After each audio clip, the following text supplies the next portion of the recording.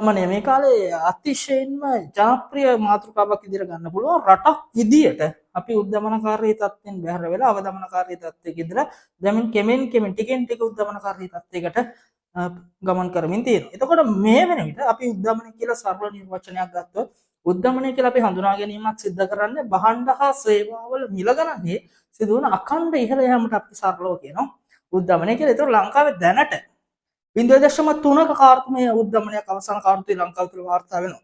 සහ අපි අපේක්ෂිත මට්ටම අඩුම ගානේ 103ක ලෙවල් එකකටවත් පැමිණිය යුතුයි කියන කාරණය අපේ ගෝල්ස් වල ලබා දීලා දෙන ඉලක්ක සපුරා ගැනීමට නොහැකි වුණොත් මහ බැංකුව අධිපතිවරයා විසින් පාර්ලිමේන්තුව තුළ අදාළ උද්දමනකාරී තත්ත්වය ළඟා වීමට නොහැකි වීම පිළිබඳ කරුණු දැක්වීමක් සිද්ධ කරන්න ඕන. ඒ කියන්නේ මේක 0.5 මට්ටමේ තියෙන ඇයි කියන හේතුව පැහැදිලි කිරීම සිද්ධ කරන්න ඕන. ඒතකොට රට තුළ උද්දමනකාරී වාතාවරණය පැවතීම හරහා විශේෂම බලපෑම් වලට ලක්වන පාර්ශව කිහිපයක් අපි හඳුනා ගන්න පුළුවන්. විශේෂයෙන්ම මුදලේ තියෙන පිළිගැනීමට පැහැදිලි බලපෑමක් සිද්ධ වෙනවා සහ ඊට පස්සේ ඉතුරුම් අධෛර්යමත් වීමක් සිද්ධ වෙනවා. ඒ වගේම ණය ගැතියන්ට අවාසිදායක තත්ත්වයක් සහ ණය හිමියන්ට අවාසිදායක තත්ත්වයක් ණය ගැතියන්ට වාසිදායක තත්ත්වයක් අපිට බලාපොරොත්තු වෙන්න පුළුවන්. ඕක තමයි බේසිකලි අපි ළඟම පාර්ශවයන් වෙත ඇති කරන බලපෑම. ඒ වගේම ආයෝජකයන් රට තුළ දැවැන්ත වැඩි උද්දමනකාරී තත්ත්වයක් තියෙනවා නම් ආයෝජන කිරීමේදී දෙපාරක් හිතලා මොකද එයාලගේ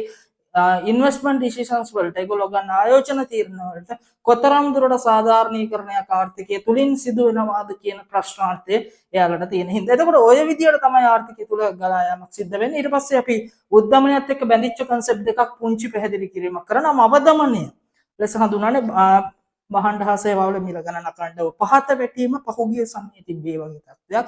හැබැයි ඒ තරම් සුබදායි තත්ත්වයක් නෙමෙයි. ඒ වගේම නිරුද්ධමනය කියන concept එකක් කතා කරන උද්දමනකාරී තත්ත්වයක් රට තුල තියෙන ගමන් උද්දමන වේගය ක්‍රමයෙන් අඩු වෙන තත්ත්වයක්. කියන්නේ භාණ්ඩ හා සේවාවල මිල ගණන ඉහළ යාමක් සිද්ධ වෙනවා. හැබැයි වැඩි වෙච්ච වේගයට සාපේක්ෂව කලින් වැඩි වෙච්ච වේගයට සාපේක්ෂව ඊට වඩා අඩු මට්ටමකින් වැඩි වෙන තත්ත්වයක් තමයි අපි නිරුද්ධමනය කියන්නේ. එතකොට ඔය කියන concept ඔක්කොම එකට බැඳිලා තියෙන සංකල්ප කියලා අපිට හඳුනන්න පුළුවන්. රටකට උද්දමනය හිතකරයි කියලා කියන්නත් බෑ, අහිතකරයි කියලා කියන්නත් බැරි තත්ත්වයක්. ඒ කියන්නේ දෙපැත්තටම අපිට තර්කණයක් ගොඩනගා ගන්න හැකියාව තිබෙනවා. සාමාන්‍යයෙන් දැන් ලංකාව අපේක්ෂා කරන්නේ යම් තරමක් දුරට හෝ උද්දමනකාරී තත්ත්වයක් නැත්නම් ආර්ථිකය ප්‍රසාරණය කිරීමට අවශ්‍ය පාදකමේ ව්‍යුහයක් උද්දමනය හරහා නිර්මාණය වෙයි කියන අපේක්ෂාව ආර්ථිකයක් විදියට ලංකාවේ ඉන්නවා.